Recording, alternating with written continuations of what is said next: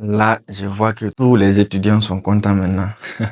La plateforme Campus France est maintenant disponible. Aujourd'hui, je me suis connecté et j'ai pu me connecter à mon compte personnellement et j'ai pu me connecter aussi au compte de deux étudiants aussi. Donc, la plateforme, elle est disponible et je crois que c'est disponible sur tout le monde maintenant. Donc, Dieu merci. Et comme je l'avais dit la dernière fois dans ma précédente vidéo dans laquelle je parlais de la panne Campus France, j'avais dit que ça va pas prendre trop de temps et même si ça prend trop de temps, ça va pas forcément faire un mois. Et comme je l'ai dit aussi, les dates seront un peu rallongées. Donc, c'est le bon moment pour toi maintenant, dès maintenant, de pouvoir essayer de te préparer et essayer de faire les choses bien. Donc, avant de commencer, mon objectif est d'atteindre les 10 000 abonnés, donc il faut pas oublier de t'abonner, c'est très important pour moi. Et bientôt, on va atteindre les 1000 abonnés, donc c'est très très important de t'abonner. Donc, on va commencer. Donc, la vidéo, comme tu l'as vu, je vais pas trop parler, je vais pas durer et ça va pas prendre assez de temps, peut-être 4 minutes, voire peut-être 5 minutes maximum. Et comme je l'ai dit, c'est le bon moment pour toi de te préparer et de revoir un peu tes dossiers vite fait. Et si tu avais bien appliqué les conseils que j'avais dit dans ma précédente vidéo dans laquelle je t'ai parlé des pannes, c'est-à-dire de revoir ton CV, ta lettre de motivation, les prérequis des universités, préparer ton entretien. Voilà, c'est le bon moment maintenant de faire ça. Par exemple, en Guinée, ils ont rallongé un peu la date de ceux qui vont postuler en L1 et ils vont maintenant repousser jusqu'au 15.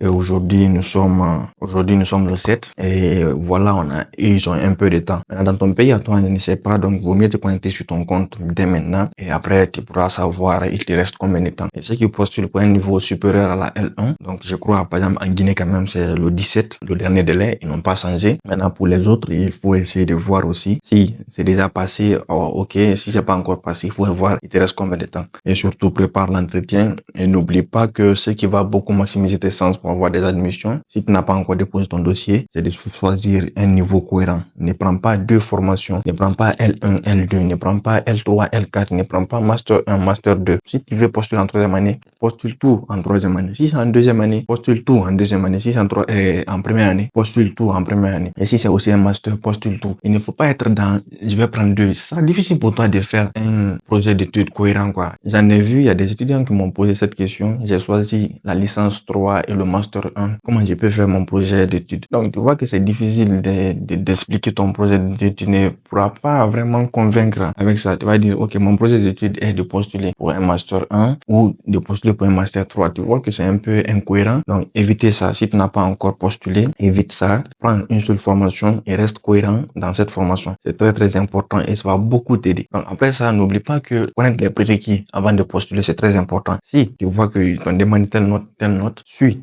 les prérequis à la lettre et tu vas voir que ça va beaucoup t'aider. Et si tu fais des erreurs comme ça risque d'être vraiment compliqué pour toi. Après ça encore, n'oublie pas que ta lettre de motivation et ton CV, c'est eux qui parlent à ta place et c'est eux qui vont te vendre. Ta lettre de motivation, c'est 2500 caractères, si je ne me trompe pas. Par exemple, quand même dans moi, mon compte, c'est ce qui est là-bas. Donc, comme je connais pas le compte de tout le monde, mais je suis sûr que ça peut préparer. Donc, 2500 caractères, parle brièvement et beaucoup met en avant ton expérience que tu as et aussi les renseignements que tu as pu récolter sur l'université. C'est très important et il faut pas vraiment te disperser dans ta lettre.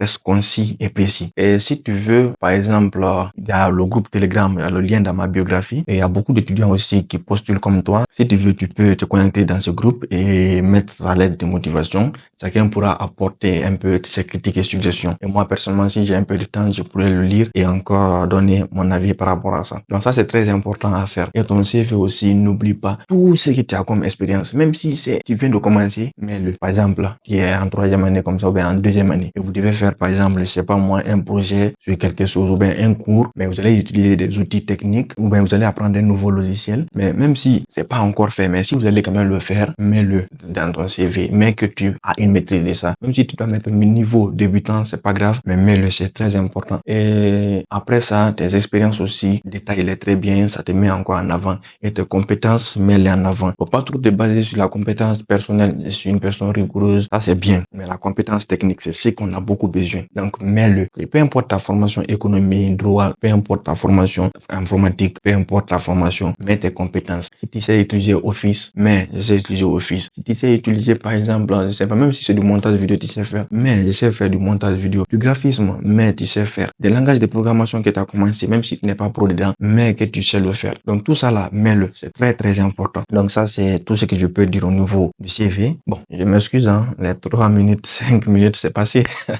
Donc, je parle trop.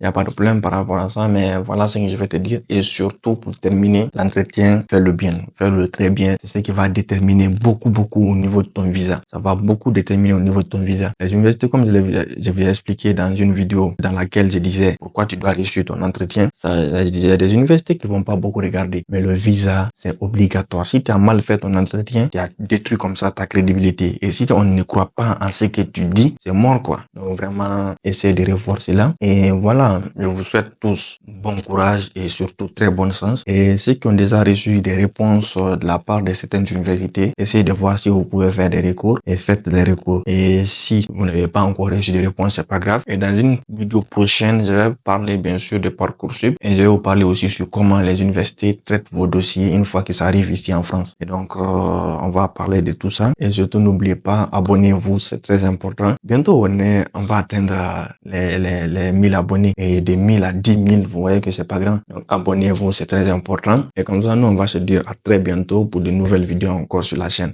Donc, ciao!